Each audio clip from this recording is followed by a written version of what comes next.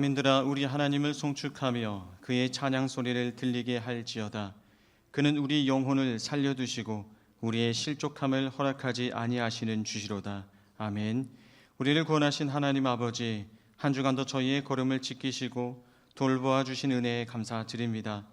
주님이 베푸신 그 크신 사랑을 기억하며 이 거룩한 주일 주님의 전으로 나아갑니다.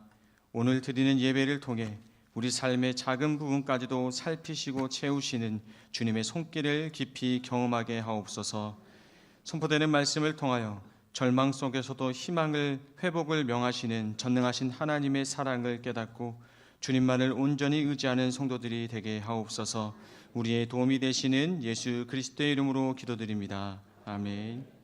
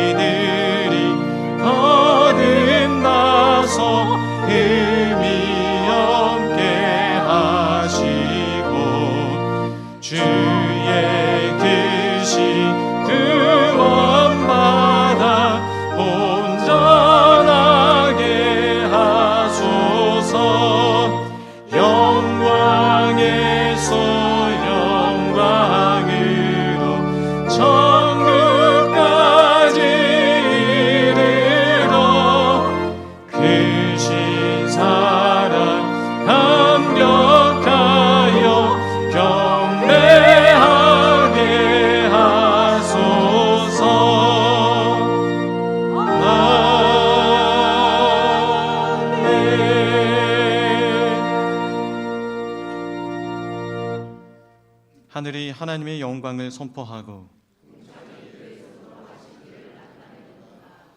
날은 날에게 말하고 밤은 밤에게 지식을 전하니 언어도 없고 말씀도 없으며 들리는 소리도 없으나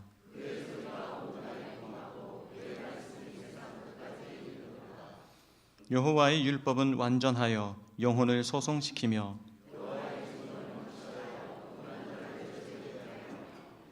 여호와의 교훈은 정직하여 마음을 기쁘게 하고 여호와를 경외하는 도는 정결하여 영원까지 이르고 금 곧 많은 순금보다 더 사모할 것이며 꿀과 송이꿀보다 더 달도다. 아멘. 함께 우리의 신앙을 고백하겠습니다. 전능하사 천지를 만드신 하나님 아버지를 내가 믿사오며 그 외아들 우리 주 예수 그리스도를 믿사오니 이는 성령으로 잉태하사 동정저 마리아에게 나시고 본디오 빌라도에게 고난을 받으사 십자가에 못 박혀 죽으시고 장사한 지 사흘 만에 죽은 자 가운데서 다시 살아나시며 하늘에 오르사 전능하신 하나님 우편에 앉아 계시다가 저리로서 산 자와 죽은 자를 심판하러 오시리라. 성령을 믿사오며 거룩한 공회와 성도가 서로 교통하는 것과 죄를 사하여 주시는 것과 몸이 다시 사는 것과 영원히 사는 것을 믿사옵나이다. 아멘.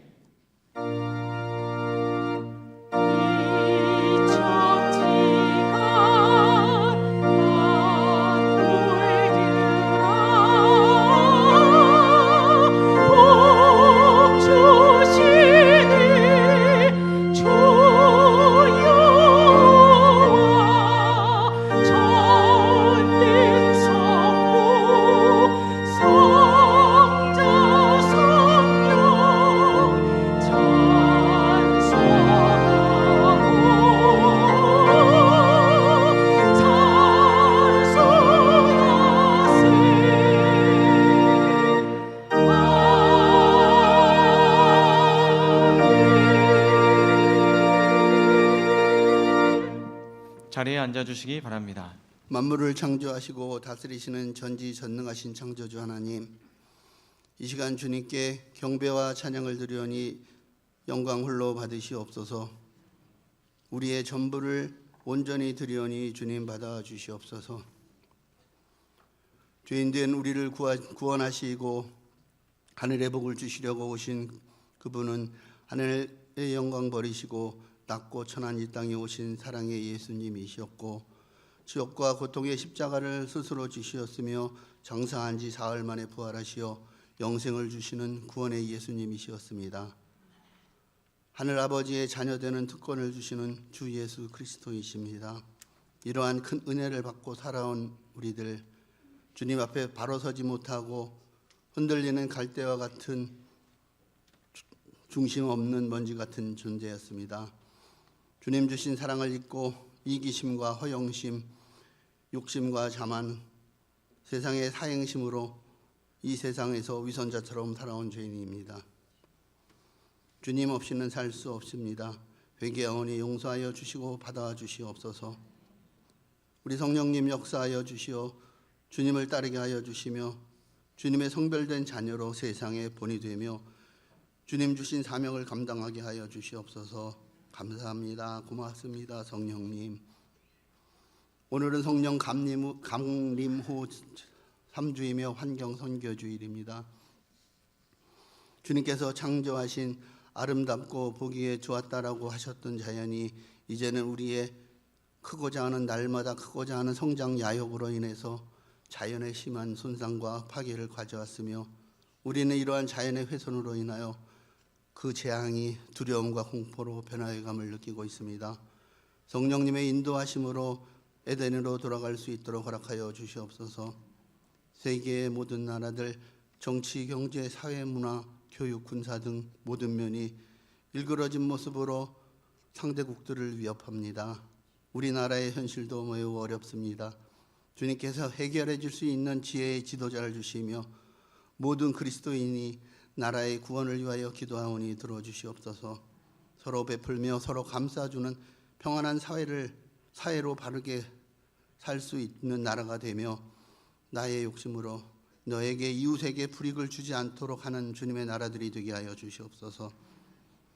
남과 북이 주님의 말씀으로 하나 되게 하여 주시며 주님 말씀의 국가로 연합하여 열방의 중심이 되며 주님 주신 사명의 나라와 민족이 되게 하여 주시옵소서.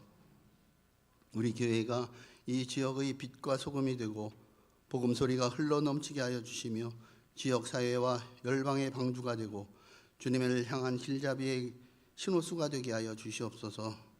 우리 모두 온전한 사람을 이루어 그리스도의 장성한 분량까지 성장해 자라나가자의 말씀처럼 겸손과 온유 오래 참음으로 서로 용납하며 사랑 안에서 참되고 덕스러운 말을 하고 하나님의 뜻대로 살아가는 참 성도가 되며 성령이 하나 되게 하신 것을 힘써 지키는 성도가 되게 하여 주시옵소서. 믿음의 선배 되시며 우리 교회 반석의 사명으로 기도하시며 헌신하신 연로하신 성도님들 건강으로 지켜주시고 교회와 성도님들의 섬김의 열심을 저희들도 본받게 하여 주시옵소서. 담임 목사님, 계획하시는 주님 나라 확장에 옹선 성도들 기도로 연합되게 하여 주시며 성령님께서 은혜를 부어주시어 지혜와 덕의 목자가 되시고 온 성도와 교회의 연합의 지혜를 주시옵소서. 부교역자님, 전도사님들 모두 말씀의 영으로 함께하여 주시오 피곤치 않는 강건함을 주시옵소서. 우리의 선교사님들에게 선교지의 환경 속에서도 최선의 말씀으로 함께하여 주시며 밝고 지나는 그곳에 주님의 역사하심이 드러나게 하여 주시고 주님의 사랑이 전하여져서 주님 나라의 지경이 확장되게 하여 주시옵소서. 우리 교회 각 기관들 주님의 지체로서 주어진 사명을 감당하는 공동체로 연합되게 하여 주시며 교회의 머리 대신 주님의 선교 명령에 한 몸의 지체로 감당하게 하여 주시옵소서.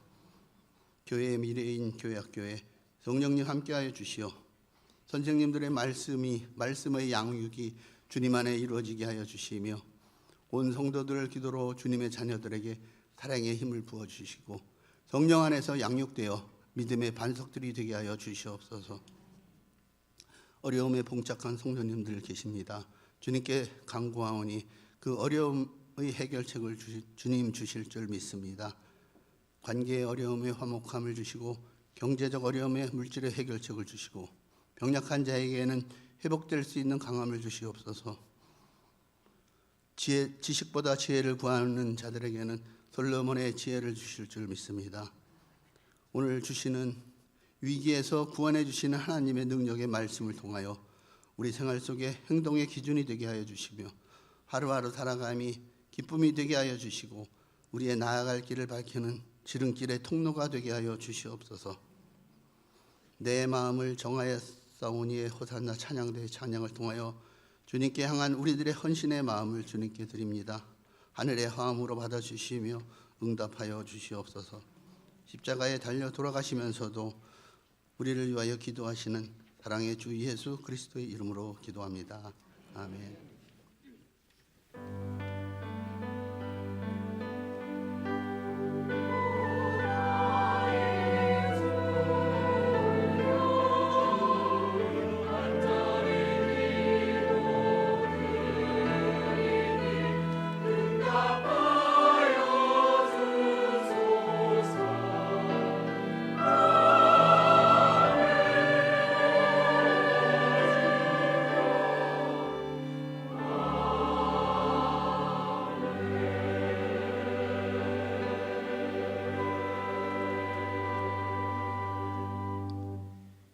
주님께서 가르쳐 주신 기도를 다 같이 찬양으로 고백하시겠습니다.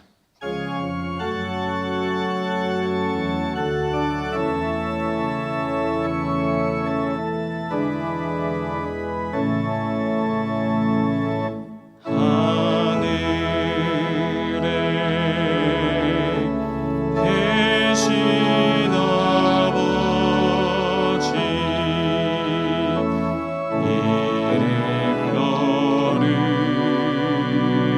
하사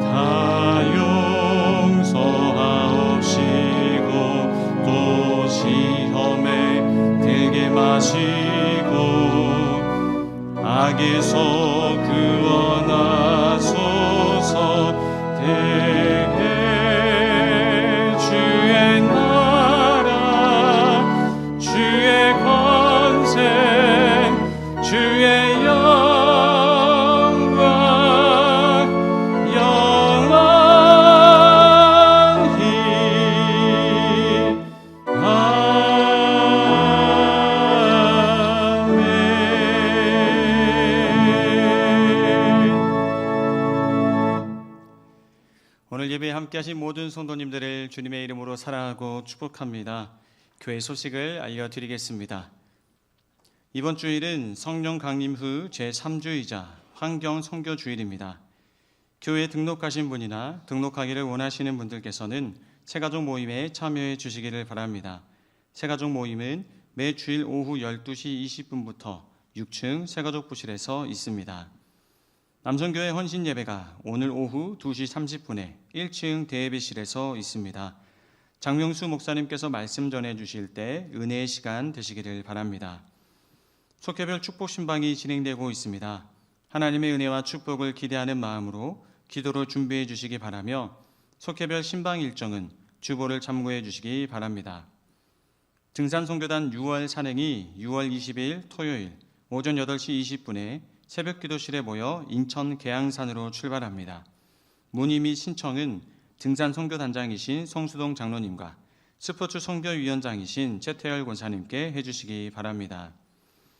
맥주감사절 5감 사진 전시회를 위한 사진을 받습니다. 주제는 주님 안에서 하나 된 선교회 및 선교단의 아름다운 모습입니다. 사진 제출 기한은 오늘까지이며 문의 및 제출은 문화부장이신 박근성 장로님과 영상 선교위원장이신 이상영 권사님께 해주시기 바랍니다. 중보기도대에서 성경 필사를 진행합니다. 하나님은 하나님의 사람들에게 성경을 읽고 듣고 기록한 것을 지키라고 하셨습니다. 성경을 필사하며 하나님께서 주시는 큰 은혜를 체험하시기를 바랍니다. 필사 본문은 히브리서부터 요한계시록까지이며 필사 노트는 6월 21일 다음 주일까지 2층 사무실에 비치하오니 수령해 주시기 바랍니다. 장로회 회의가 오늘 오후 예배 후에 8층 805호에서 있습니다. 회의 내용은 주보를 참고해 주시기 바랍니다. 지난 6월 13일 토요일 총남성교회 야외 예배를 무사히 다녀왔습니다. 성도님들의 기도와 후원에 감사드립니다.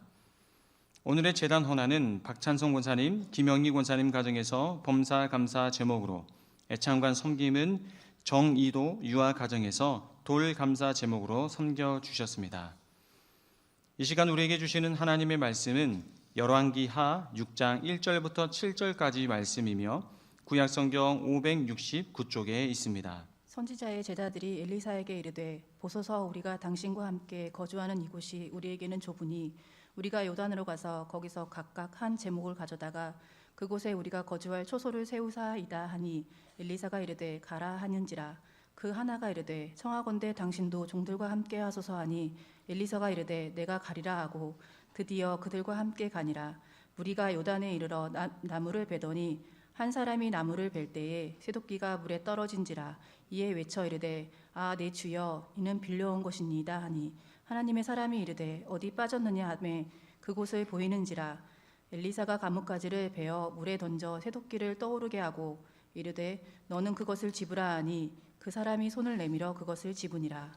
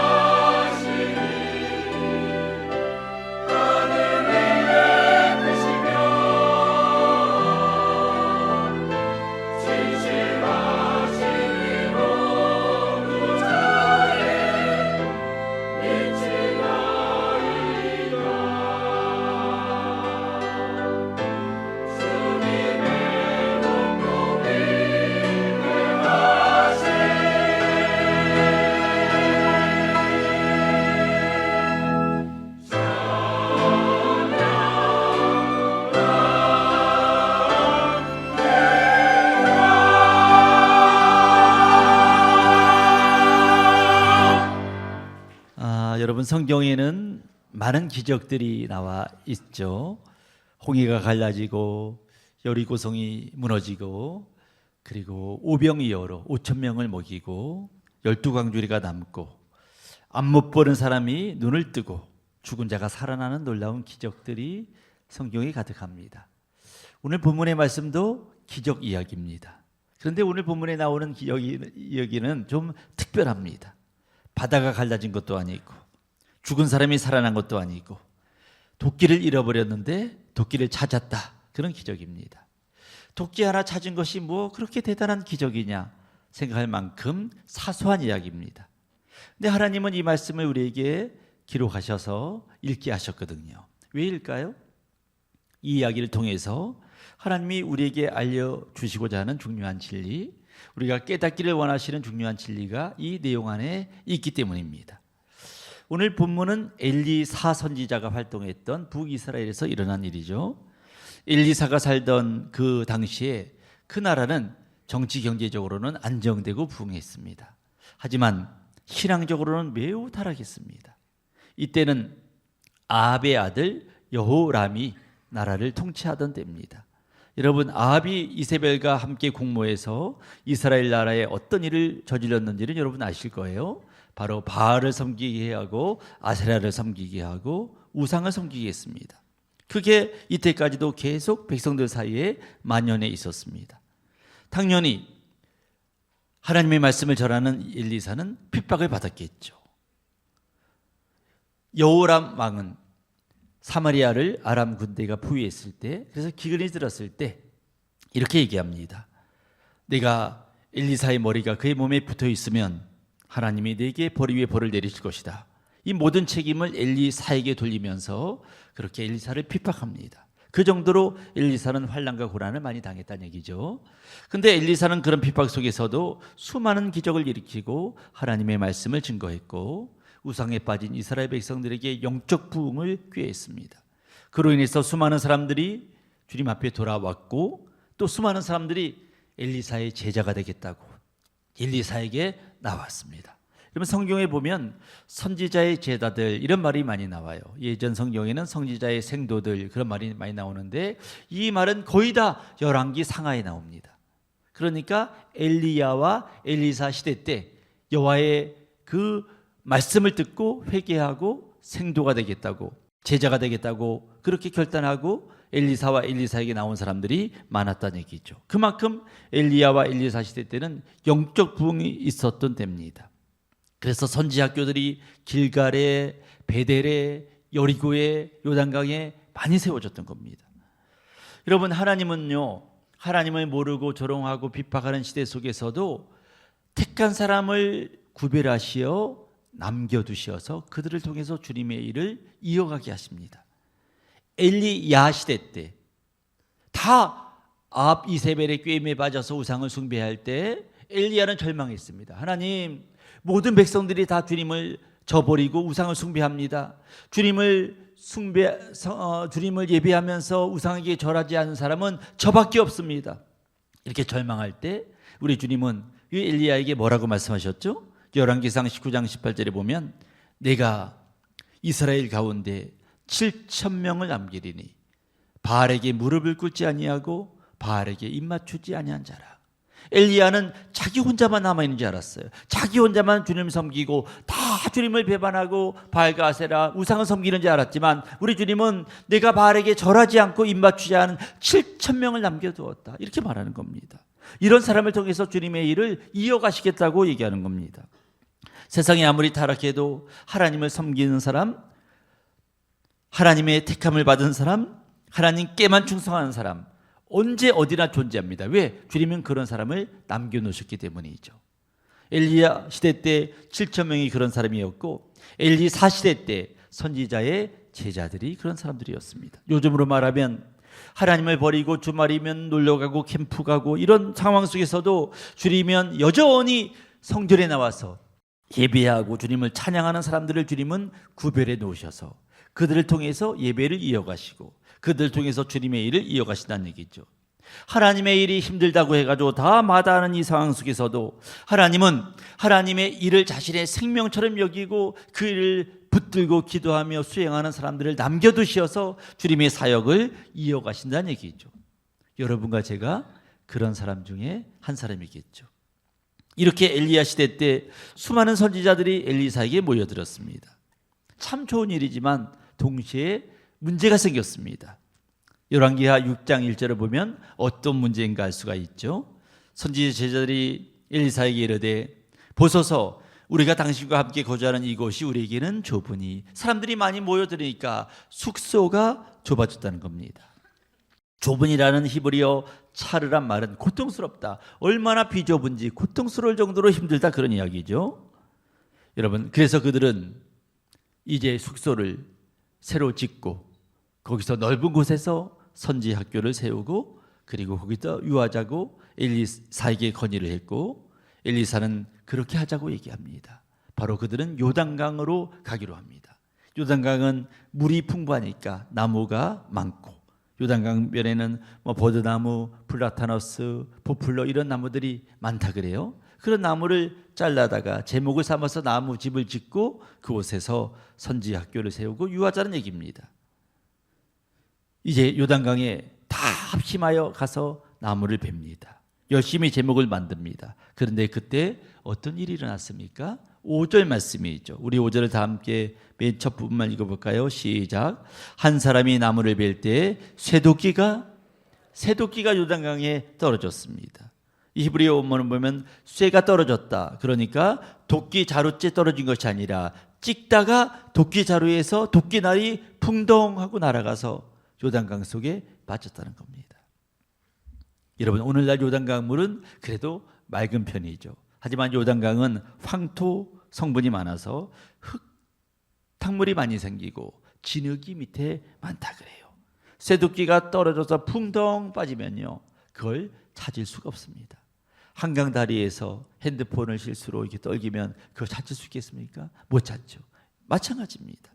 그래서 이 제자는 6장 5절 두 번째 줄에 보면 절망해서 말합니다. 이에 외쳐 이르되 내 주여, 내 주는 엘리사죠. 내 주여, 이런 빌려온 곳입니다. 이거 갖다 줘야 되는데 갚아야 되는데 이거 어떻게 찾습니까? 큰일 났습니다. 찾아주십시오. 그렇게 이야기한 거죠.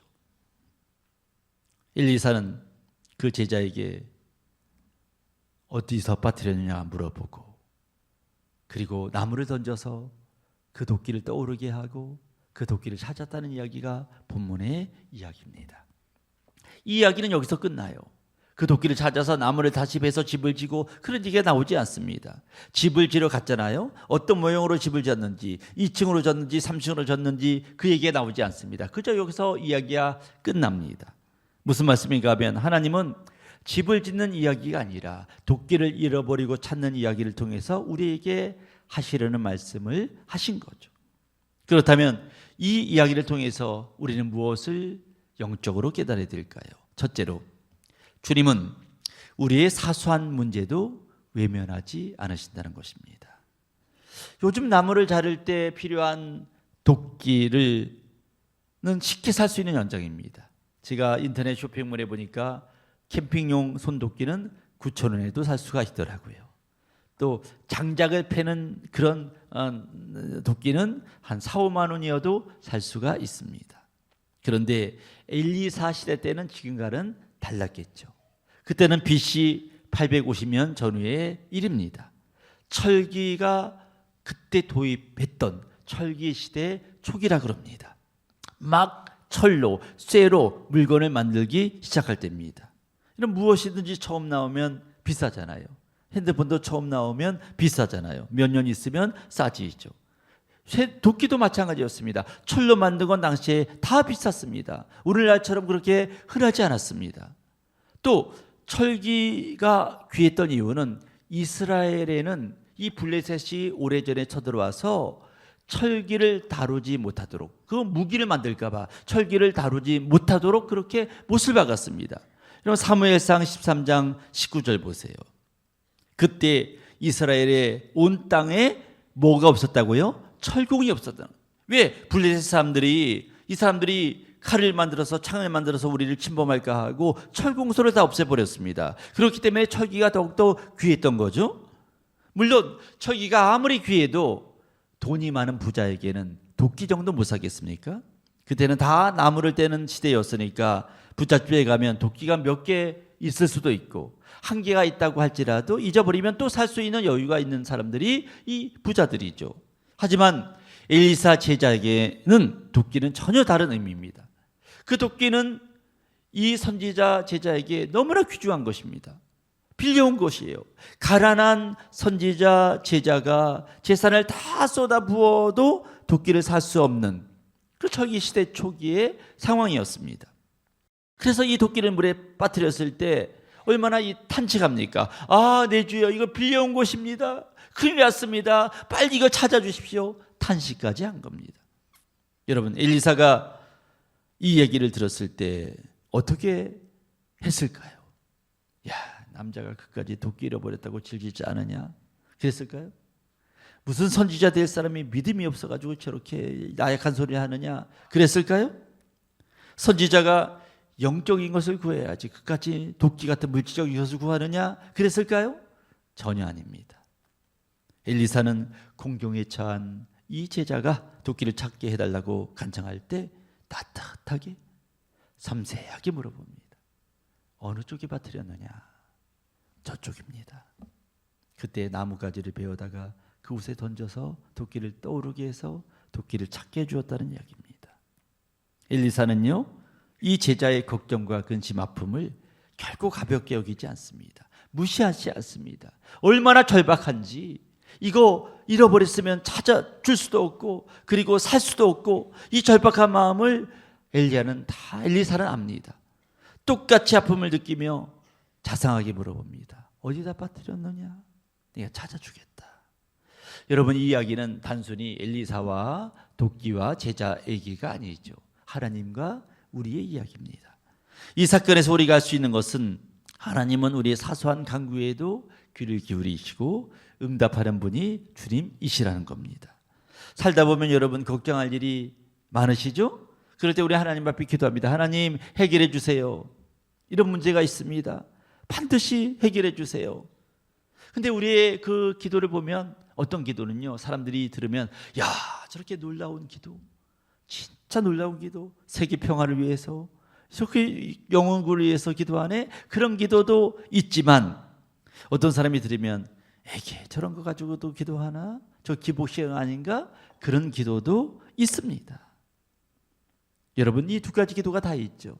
저도 기도를 합니다만 제가 중학교 1학년 때 또 초등학교 5학년, 6학년 때 어머님을 쫓아서 새벽 기도를 가면서 제가 얼마나 여러분 기도를 크게 했는지, 주님, 장차 예루살렘 성전 같은 위대한 교회를 지켜해 주십시오. 집사님 원사님들이 깜짝 놀라가지고 야, 기특하게 5학년짜리가 저런 기도하네, 그런 기도 올렸습니다만 지금은 그런 기도도 올리지만 동시에 주님, 팔 아픈 데도 낫게 해주시고 다리 아플 때도 낫게 하시고, 이게 제 기도도 하죠. 여러분도 똑같을 거예요. 우리 스스로도 기도하면서 하나님은 먼저 그 나라와 그 일을 구하라고 했는데 이렇게 자꾸 사소한 일을 구해도 되나 생각될 때도 있고, 하나님은 뭐 전쟁 종식이라든가 세계 평화, 전염병 이런 것을 신경은 쓰시지만 나의 사소한 문제에도 관심이 있을까? 그렇게 생각이 들기도 합니다. 근데 절대로 그렇지 않다는 거예요. 엘리사 제자를 보세요. 도끼 하나를 잃어버렸습니다. 이 도끼는요, 국가적인 문제도 아니었고 영혼 구원 문제도 아니었습니다. 그저 나무를 베는 데 쓰는 도구에 불과했습니다. 여유 있는 부자가 보기에는 그까지 또 사면 되지 뭐, 그런 우스운 거였습니다. 그런데 하나님은 그런 사소한 문제, 사소한 간구에도 관심을 가지시고 해결해 주신다는 얘기입니다. 왜 그럴까요? 이게 여유 있는 사람에게는 아무것도 아닌 수 있어도 제자에게는 큰 일임을 아셨기 때문이죠. 여유 있는 사람에게는 그까지 하나 더 사면 되지, 그런 것이었지만 가난한 선지자 제자에게는 그 도끼를 잃어버리면 빌려준 사람에게 면목도 없고 새 것을 살 형편도 안 되고 너무나 힘든 상황임을 알았기 때문이죠. 그렇게 우리는 문제가 있을 때 가만히 있으면 안 됩니다.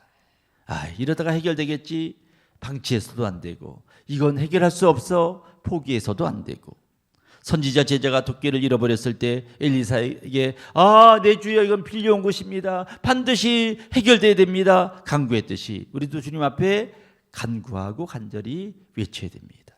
성경을 보면 문제를 해결받은 사람들은 모두가 그 문제를 가지고 하나님 앞에 나온 사람이었습니다. 마가복음 9장 27절 말씀을 보세요. 두 맹인이 따라오며 소리 질렀습니다. 다윗의 자손이여 우리를 불쌍히 여기소서. 그럴 때 그 시각장애인의 눈이 뜨여졌습니다. 가난한 여자가 내 딸이 귀신 들렸습니다. 주님 앞에 다윗의 자손이여 나를 불쌍히 여기소서 외칠 때 주님이 그 딸의 귀신을 쫓아내 주셨습니다. 사람들이 귀먹고 말 듣는 자를 데리고 와서 예수께 나와 안수하여 주기를 간구했습니다. 간구할 때 우리 주님은 그 문제를 해결해 주셨습니다. 우리 주님은요, 기도를 들으시는 분이세요.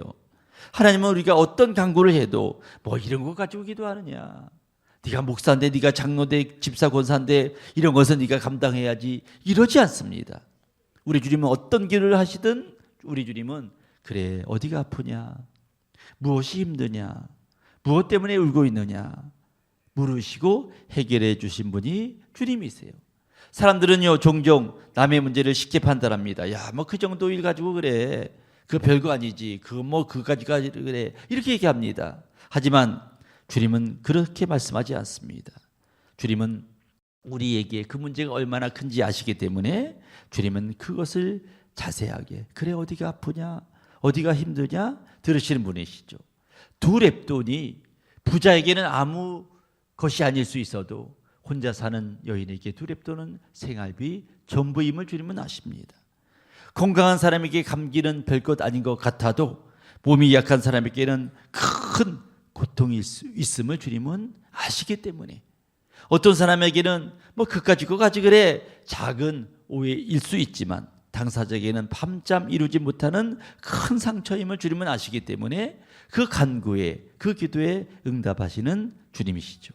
그러면 주님은 이 땅에서 간구하는 사람을 모두 다 응답해 주셨습니다. 왜 그럴까요? 마태복음 20장 34절을 우리 다 함께 읽어볼까요? 시작. 예수께서 불쌍히 여기사 그들의 눈을 만지시니 곧 보게 되어 그들이, 예수께서 그들을 어떻게 여기셨다고요? 불쌍히 여기셨다. 가엾게 여기셨다가 아니라 그의 아픔을 공감하셨다는 얘기예요. 얼마나 아플까? 얼마나 힘들까? 주님은 이 자리에서도 여러분이 어떤 기도 제목, 어떤 마음을 가지고 왔던 일주일 동안 힘들었겠구나, 얼마나 고통스러웠을까, 주님은 아시고 해결한 분이 주님이세요. 여러분, 하루 종일 먹지 못한 채 굶주림에 지쳐 말씀을 듣는 5천 명을 주님은 그냥 돌려보내지 않으셨습니다. 우리를 그냥 돌려보내지 않으세요. 보리떡 5개와 물고기 2마리로 배불리 먹여서 정말 그들을 돌려보냈습니다. 우리 주님도 지금 우리가 이 예배 때 간구하고 기도하는 모든 것을 다 느끼시고, 느끼실 뿐만 아니라 해결해 주시는 분이 주님이십니다. 하나님은 다른 사람에게는 사소한 것일지 몰라도 여러분, 내게는 큰 문제라는 것을 주님은 아시고 해결해 주는 분. 그래서 우리는 이런 것을 기도해도 될까? 그런 거 전혀 없습니다. 어떤 것을 주님 앞에 기도해도 됩니다. 이런 사소한 것을 기도해도 될까? 전혀 아닙니다. 그것을 기도해도 됩니다. 저는 우리 교회 어떤 분이 귀가 아파서 병원에 가도 야, 이것은 뭐 그냥 평생 친구처럼 가지고 사셔야 됩니다. 근데 친구로 가지고 다니기 너무 힘들거든요. 주님 앞에 작정으로 기도했습니다. 그런데 그 평생 친구처럼 가지고 다녀야 된다는 그 귀의 질병이 치료받았다는 것을 제가 그 신방 가서 듣게 되었습니다. 여러분, 주님은 우리의 사소한 것까지라도 기도하고 간구하면 들어주신 분이십니다. 여러분의 가정의 문제, 건강의 문제, 자녀의 문제, 직장, 경제의 문제, 요즘 얼마나 또 집 때문에 여러분 곤란을 많이 당하십니까? 그런 문제까지도 주님 앞에 맡기고 기도하여서 주님 앞에 응답받는 여러분 모두가 되기를 간절히 축원합니다. 두 번째로, 기적은 합력하여 일할 때 일어납니다. 우리 읽어볼까요? 시작. 기적은 합력하여 일할 때 일어난다. 선지자 제자가 도끼를 잃어버리는 사건이 여러분 왜 발생했죠? 숙소를 지려고 발생했습니다. 어떤 사람은 선지자들이 선지 역할은 안 하고 숙소를 짓는 것을 부정적으로 이렇게 전제를 가지고 설교를 하기도 합니다. 그런 점도 있겠죠. 하지만 여러분 10명, 20명이 가는 곳에 100명, 200명이 간다는 것은 이것은 고통스러운 거죠. 숙소를 넓힌다는 것은 사치가 아니라 당연한 것이죠. 신학교 지망생들은 차고 넘치고 신학교가 좁아서 강의실이 부족하고 기숙사도 부족하고 여러분 이럴 때 당연히 그것을 넓혀서 더 많은 사람들이 오게 하는 것은 당연한 일이죠. 이들도 그러기 위해서 바로 이런 일을 했다는 겁니다. 이럴 때 이 제자들의 태도가 빛이 납니다. 보통 사람 같았으면 이런 얘기를 했을 거예요. 왜 이렇게 사람을 많이 대책 없이 받았습니까? 그런 사람은 꼭 있습니다. 독특한 사람이. 아니 미리 준비했어야 되는 거 아닙니까? 이렇게 많이 올 줄 알았으면. 이런 똑똑한 사람도 꼭 있습니다. 이거 누가 책임질 겁니까? 이렇게 불편해서 어떻게 살려는 겁니까? 대책을 세워주세요. 이런 사람도 꼭 있습니다. 근데 선지자들은 그러지 않았습니다. 성경 어디를 봐도 원망이 없고 불평이 없고 책임 추궁이 없고 대책을 세워주십시오. 요구사항이 없습니다. 그들은요, 이 문제를 어떻게 우리가 은혜스럽게 해결할까? 여기에 머리를 맞댔습니다.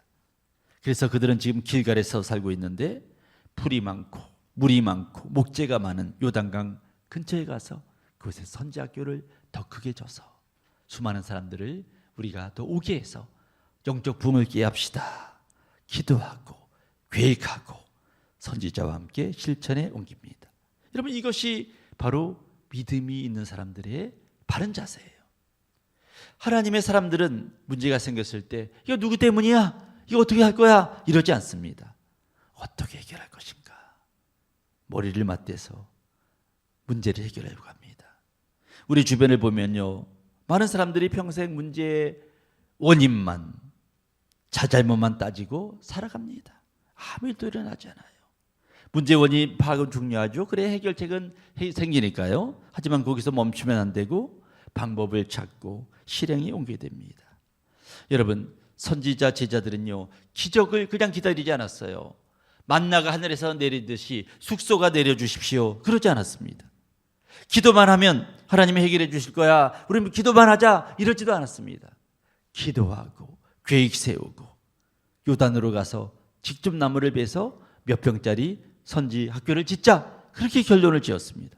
무작정 빈손으로 가지 않았어요. 선지 학교를 짓고 나무를 베려면요, 뭐가 필요해요? 도끼가 필요해요. 도끼를 빌려갔습니다. 그래서 그 도끼로 나무를 베다가 도끼를 잃어버린 거예요. 그들은 자기 집을 지으려고 한 게 아니에요. 하나님의 말씀을 배우는 선지자 학교를 지으려고 하다가 도끼를 잃어버린 거예요. 하나님의 영광, 하나님의 일을 하려다가 도끼를 잃어버린 거예요.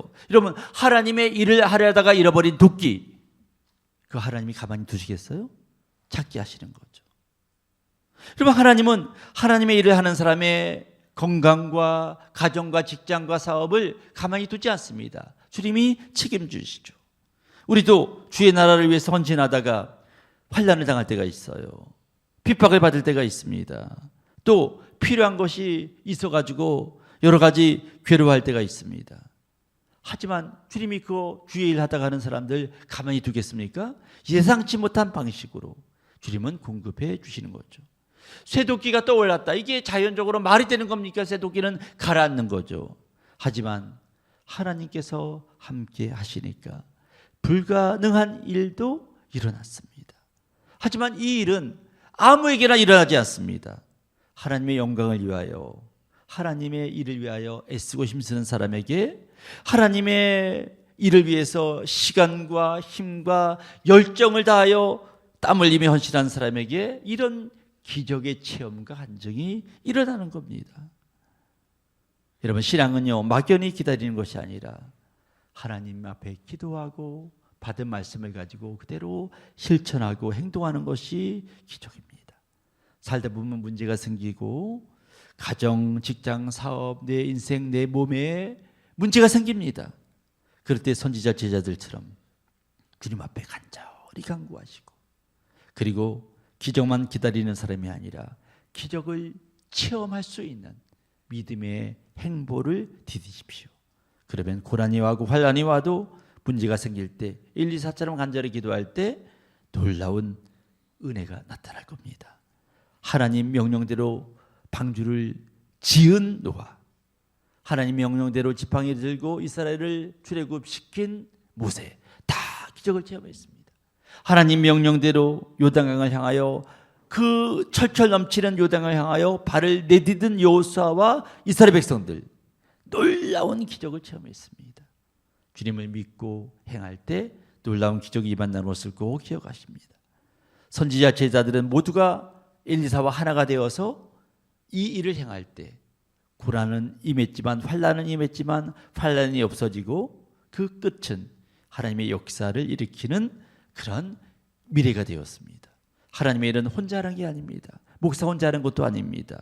몇몇 일꾼만 하는 것도 아닙니다. 모두가 선지자의 제자들처럼 하나가 되어 그 공동체를 섬기고 주님의 일을 할 때 공동체가 성장하고 놀라운 일이 임하는 것입니다. 우리 동교의 모든 교회 위에 우리 모든 교회 모든 성도들의 가정 속에 이와 같은 엘리사 제자들이 경험했던 놀라운 기적들이 임하고 그것을 통해서 하나님이 해결해 주시고 하나님이 번창케 하시는 믿음의 축복이 여러분에게 임하기를 주임으로 간절히 축원합니다.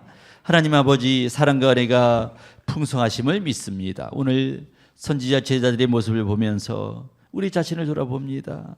능력이 주 하나님, 선지자 숙소가 좁아졌을 때 그들은 원망불평 요구하지 않고 어떻게 내가 일을 해볼까, 우리가 일을 해볼까 마음을 합하여서 기도하며 결단하고 새로운 일을 시행했습니다.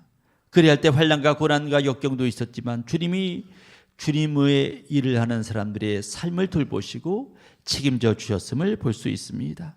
우리 동교회가 그런 교회가 되게 하여 주시옵소서.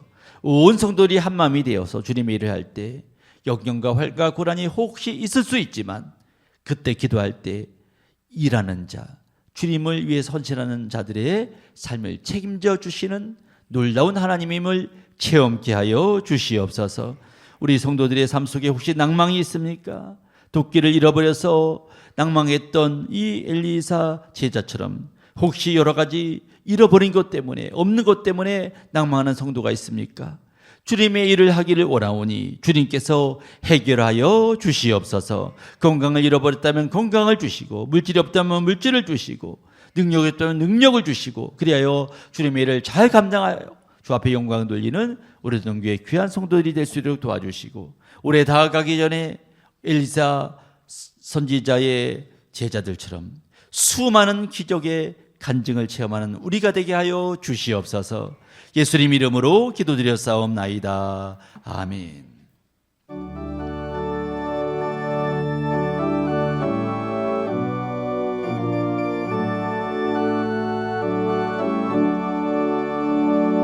내 모든 시험 무거운 짐을 주 예수 앞에 아뢰이며 근심에 쌓인 날 돌아보사 내 근심 모두 맡으시네. 무거운 짐을 나 홀로 지고 견디다 못해 쓰러질 때 불쌍히 여겨 구원해 주리 은혜의 주님 오직 예수.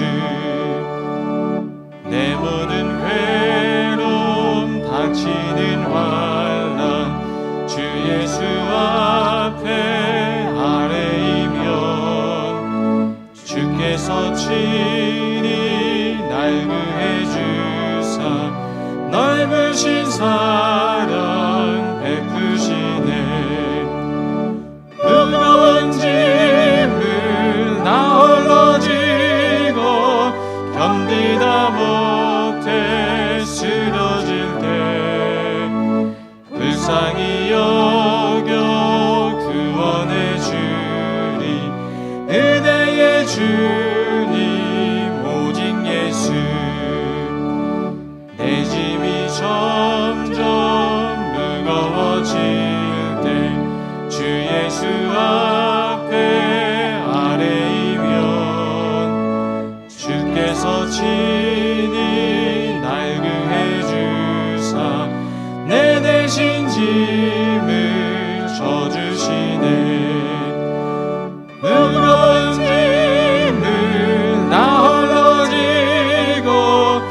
견디다 못해 쓰러질 때 불쌍히 여겨 구원해 주니 은혜의 주님 오직 예수 마음의 시험 무서운 죄를 주 예수 앞에 아뢰이면 예수는 나의 능력이 되사 세상을 이길 힘 주시네 무거운 짐을 나 홀로 지고 견디다 못해 쓰러질 때 불쌍히 여겨 구원해 주리 은혜의 주님 오직 예수. 이제 다 함께 일어나셔서 봉헌하시겠습니다.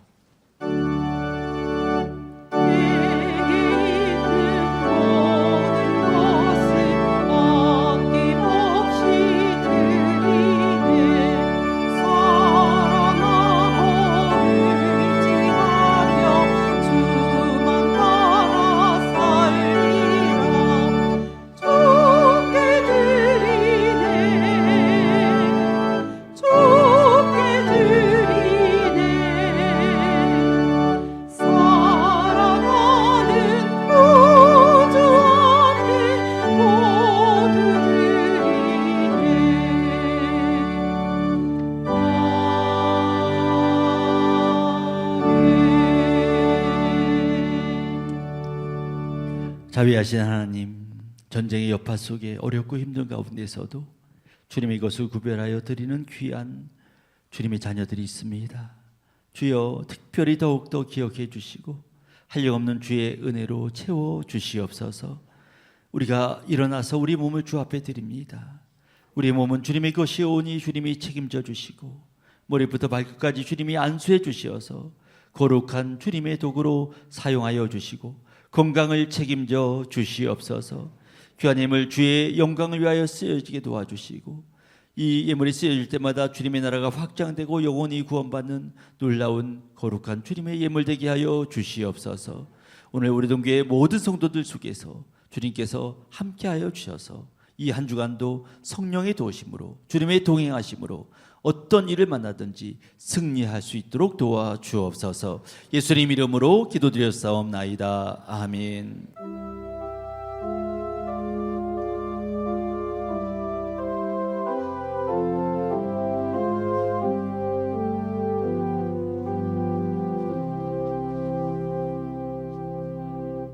우리나라를 사랑하시어 수많은 위기와 고난 가운데서도 보호하신 하나님,